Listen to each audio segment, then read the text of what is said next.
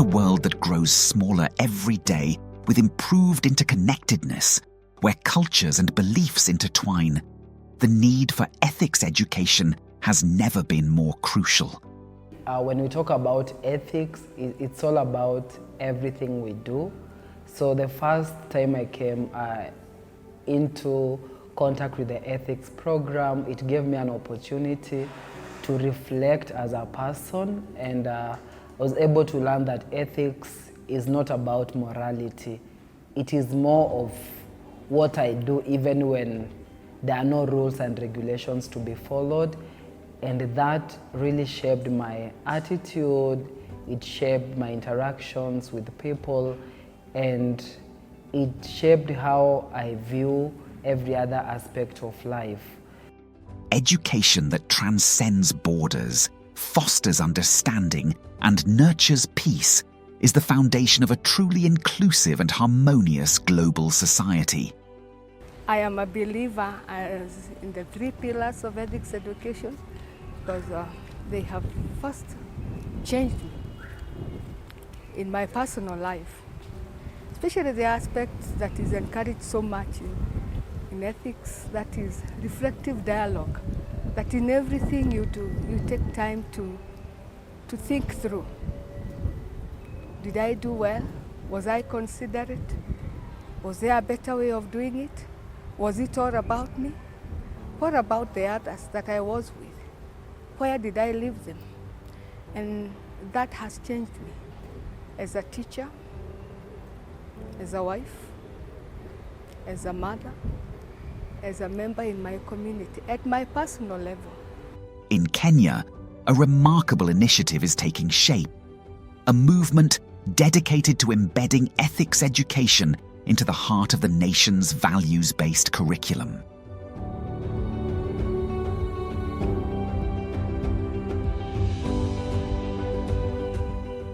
Value-based education is one of the key pillars of the competency-based curriculum. It is based on the needs of the Kenyan society in the way we understood after we undertook our needs assessment that informed the reform of the curriculum. If you look at our constitution, it is very clear in chapter 6 about values. If you look at our Kenya Vision 2030, it also exemplifies values, because we need to make sure that we are cognizant of our constitution and we are following up. And so as KICD, that being a major issue that was brought up by the learners and the parents and teachers, we actually picked it up as a key component of the competency-based curriculum. We have planned for a pilot on value-based education, and it's going to take a whole school approach, where we are saying that within any context of the school system, everybody should be involved in upholding those values the way our constitution expects us to do. Champions of ethics education, drawn from the Ministry of Education, the Kenya Institute of Curriculum Development, the Kenya National Commission for UNESCO, Kenyatta University, and Thogoto Teachers Training College, in collaboration with Arigato International, reconvened to organize the second phase of the implementation of the Ethics Education Fellowship in Thika. When we started ethics education, we catered only for schools in 2 counties, and that is Nairobi and Kiambu. But moving forward, we thought would also again involve more schools. So Scale Up is on 2 levels. So there's the Scale Up in terms of including more schools in the ethics education implementation, but also there's Scale Up because we are involving the teacher training colleges and the universities. Educators, education officials, and civil society leaders from Kitui County and Murang'a County gathered for a 5-day workshop, not just to learn, but to engage in interactive and reflective sessions aimed at reshaping the future of education. How can we be able to conduct ourselves as we're engaging learners we're engaging teachers, we're engaging parents and the larger school community in matters to do with ethics, but more so looking at what value does it bring first to themselves and secondly to the community where we are interacting with. That has been a wonderful thing which the 4-5 days engagement has helped to bring it out. Now we are talking about the transformative pedagogies, how we are going to change the learning so that learning changes from being teacher-centered to learner-centered, that our learners are now driving, and at the same time as we teach them, we want the education to be value-based as opposed to just teaching for the concept of memory, for the concept of the students are cramming what they are learning, but instead we are instilling values in them so that we produce good citizens who are patriotic, community that when it gets outside, they have values in whatever they are doing. The workshop explored various aspects of ethics education, centering on the 3 pillars: ethical relationships, reflective dialogue, and collective action. When I look at what we went through now, I understand that ethics is not about morality, but ethics is about reflection, it's about relations, it's about dialogue and collective action, which actually enhance even learner-led activities. So that the focus is not on the facilitator, who is the lecturer, but it is on the learner himself or herself. It's very good to always be taking action because that will help us progress. And when learners and the facilitators take the appropriate actions in learning, you realize that learning becomes smooth and easy, moves effectively. Ethics education is not about a student is rude because they have expressed themselves, but it's an opportunity for us to give learners an opportunity to express themselves, and that fosters dialogue. So even if a student comes to you and says, "Oh, madam, I don't think I like this and this," so you don't take that student to be rude, but you look at what they are bringing on board. That for them, they are just looking for an opportunity to express themselves, opportunity to dialogue. The principles, the matters and the issues of ethics, they are day-to-day matters which again help us to grow into responsible citizens, into responsible people who can be able to be of benefit to ourselves, to our institutions and to the country at large. Through immersive sessions and dynamic discussions, teachers and faculty members had the opportunity to interact with ethics education champions, including those drawn from the first phase of the initiative, passionate leaders who guided and inspired them throughout the training. Looking at that, you see from the very onset, if society does not provide the backup to learners with regards to what is expected, then you lose what the society wants to achieve. As Kenya, I think we are guided by our constitution, and so the curriculum is the avenue through which children have the opportunity to appreciate all this. If you look at our national goals of education, we are actually exemplifying the fact that we are a Kenyan populace. There are certain things that we must have. Patriotism, unity are critical to us, but we are also saying that we must embrace the Kenyan culture, understanding that the Kenyan culture has varied ethnic groups, has varied people we relate to, including the international community. And in all these structures, you will find there are expectations. How do we ensure that a child is given the good background to ensure that they are following those expectations and playing their role in society to make sure that they're building themselves, but also building that society.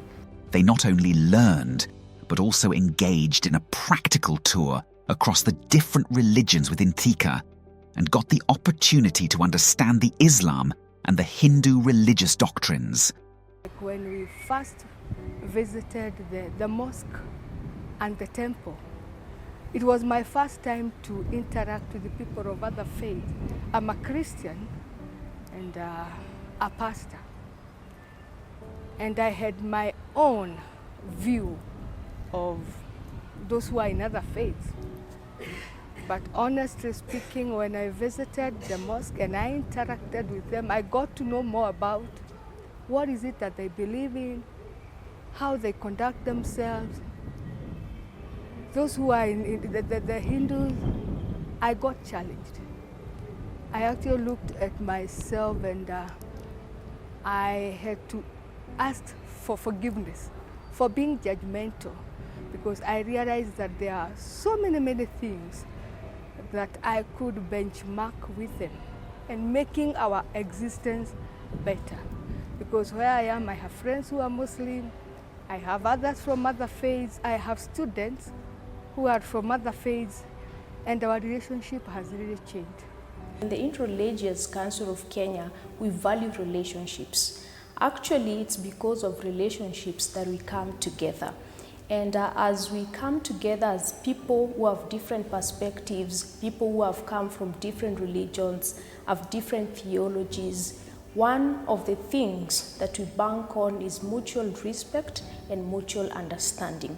This helps us to build our relationships.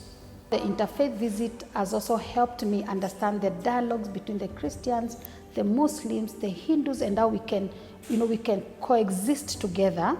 Of course, coming from different backgrounds, but coexist together to make this a better place on this earth. The mission is clear: to cascade ethics education throughout Kenya, empowering teachers to become torch-bearers of values-based learning. What we have learned is the school environment is very important for the learners, for learning to take place. The environment in terms of how safe is our school environment, how safe is the classroom. And all those things come and respect to the right of the child, promoting the right of the child, recognizing that they are human beings, that these children are human beings and they are entitled equally as any other human beings they are. They have feelings to express. So by recognizing that as a teacher, then you're able to embrace ethics education in the classrooms. And having learned the different values, I need to use the same values in relation to ethics education and incorporate them into my lessons. These educators will carry the message of ethical decision-making, respect for diversity, and social responsibility to classrooms across the nation.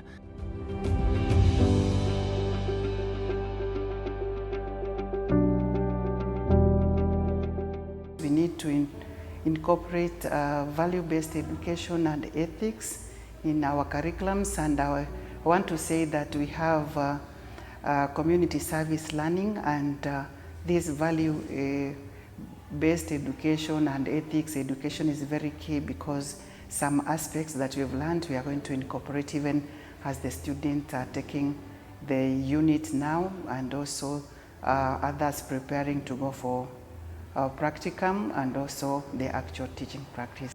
By nurturing the hearts and minds of children today, we are building a future where compassion, empathy, justice, unity, and cohesion prevail. Under ethics education, we appreciate that we start from self and move to others. One of the challenges which most of our students and people within education fraternity faces is that lack of appreciation and embracement of others. It is the biggest challenge which most of our people face are the three unholy trinities of me, myself, and I. But through ethics education, we come to realize that we don't exist in a vacuum. We come to be reminded of the Ubuntu philosophy of I am because you are because we are. So through ethics education, we are able to recognize that our existence is dependent and is influenced by others. A future where the seeds of ethics education blossom into a world of understanding, connectedness, and peace. And as we say in ethics education, it's about global citizenship to build peaceful and cohesive societies. So this program is very timely, And we need more support in ensuring that we bring more schools on board and more teacher training colleges on board. This is the story of a movement, a collective effort to shape a brighter tomorrow, one classroom at a time.